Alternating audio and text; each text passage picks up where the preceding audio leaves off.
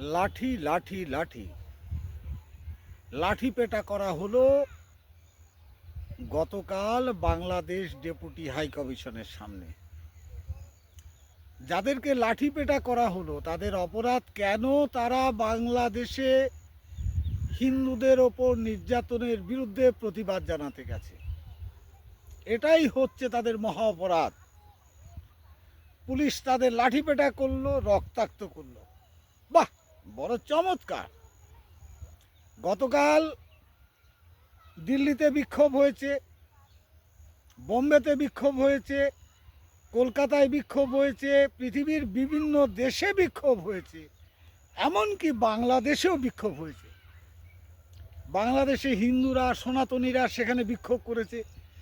Bangladesh police কিন্তু তাদের ওপর লাঠিপেটা করেনি, লাঠিপেটা করলো আমাদের কলকাতা পুলিশ। এ কি ব্যাপার? কি তাদের অপরাধ? লাঠিপেটা করতে হলো, রক্তাক্ত করতে হলো। মহিলা সহ বেশ কয়েকজন মুমূর্ষ জ্ঞান হারিয়ে পড়ে গেল রাস্তার ওপরে। সাংবাদিকরা তাদের টেনে তুললো, বুকে দিল। এমন কি প্রয়োজন ছিল লাঠিপেটার? তারা কি ওখানে মারামারি করতে গেছে? তারা কি অস্ত্রশস্ত্র নিয়ে গেছে? তাহলে লাঠিপেটা কেন? বেশ বীরত্ব দেখালেন পুলিশ। আপনারা কেউ পর নন, আপনারা আমাদেরই পরিবারের লোক। যাদেরকে মারলেন তারাও আপনাদের পরিবারের লোক। যারা পেটালেন তাদের বাপ ঠাকুর একদিন লোটা হাতে কম্বল নিয়ে বর্ডার পার হয়ে এপারে আসছে জীবন বাঁচাতে। আপনি কি জানেন সেগুলো? আপনি জানেন না। তা এইরকম প্রভুত্ব আপনারা কেন দেখাতে গেলেন? কি প্রয়োজনটা ছিল? আমরাও তো বিক্ষোভ করি, আমরা আগামী দিনেও তো বিক্ষোভ করব। আপনাদের সরকারের এত মুরদ, তাহলে কেন আপনারা বিধানসভায় প্রস্তাব নিয়ে কেন্দ্রীয় সরকারকে চাপ দিচ্ছেন না যে বাংলাদেশে হিন্দু নিধন, হিন্দুদের ওপর অত্যাচারের বিরুদ্ধে কেন্দ্রীয় সরকার কূটনৈতিকভাবে ব্যবস্থা নিক? এই বিধানসভায় গত ৮০ বছরে বহুদল ক্ষমতায় আসছে, বহুদল ক্ষমতা ছেড়ে চলে গেছে। কোনোদিন শুনেছেন একদিনের জন্য নিন্দা প্রস্তাব নিতে? ভোটের বেলায় তো ভোট গিলেন রিফিউজিদের, তখন আপনাদের মনে থাকে না কথাগুলো? হ্যাঁ, ভোট যখন দিচ্ছে রিফিউজিরা গাদগাদ করে গিলছেন। রিফিউজিদের স্বার্থ কবে দেখেছেন? পাঞ্জাবের রিফিউজিরা আজকে তারা 3তলা বিল্ডিংয়ে বাস করে, আর আমাদের পূর্ব বাংলার রিফিউজিরা তারা ওপার থেকে এসে রেল লাইনের পাশে, পিডাব্লিউডির পাশে বাস করে। তাদের এক ফোঁটা সাহায্য করেন না, এক কাঠা জমি দেন না। অনুপ্রবেশকারীরা এসে এখানে জমি কিনে বাড়িঘর করছে, তাদের বেলায় আপনারা নীরব থাকেন, আর আমাদের পিঠে লাঠিপেটা করেন। আমাদের অবদান আছে এদেশের স্বাধীনতার জন্য। আমরা এই ভারতবর্ষের স্বাধীনতার জন্য, জেনে রাখুন, আমরা সবচেয়ে বড় ত্যাগ করেছি। এই পূর্ব বাংলার হিন্দুরা ত্যাগ করেছে। মাস্টারদা সূর্য সেন, বাঘা যতীন, প্রীতিলতা ওয়েদার, দেশবন্ধু চিত্তরঞ্জন দাস, এরকম কত লোকের নাম বলবো, তৈলক্য মহারাজ। আমরা এরা আমাদের পূর্বসূরি। ভুলে গেলেন কথাগুলো? যেদিন 47-এ দেশভাগটা হচ্ছিল, ও নেতারা কোথায় ছিলেন? সেদিন তো জনসংখ্যার ভিত্তিতে বাউন্ডারি কমিশন, 5 সদস্যের বাউন্ডারি কমিশন ঘোষণা করেছিল জনসংখ্যার ভিত্তিতে দেশভাগ হবে। আপনাদের এই স্বাদের কলকাতাটাও সেদিন পাকিস্তানে পড়ে যাচ্ছিল, আপনি কি জানেন?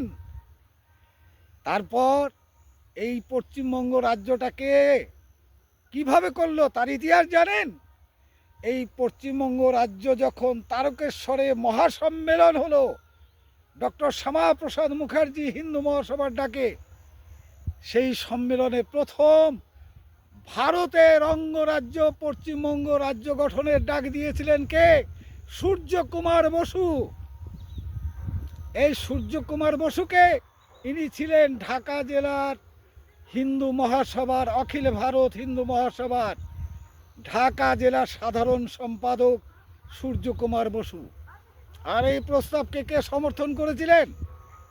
এই প্রস্তাবকে সমর্থন করেছিলেন আজাদ হিন্দ ফৌজ সরকারের স্বাস্থ্য এবং অর্থমন্ত্রী মাননীয় কর্নেল এসি চ্যাটার্জি, অরুণ চন্দ্র চ্যাটার্জি। আর কে সমর্থন করেছিলেন? তৎকালীন কলকাতা পৌরসভার মেয়র সনৎ কুমার বসু। এই সম্মেলনে কারা কারা যোগ দিয়েছিলেন?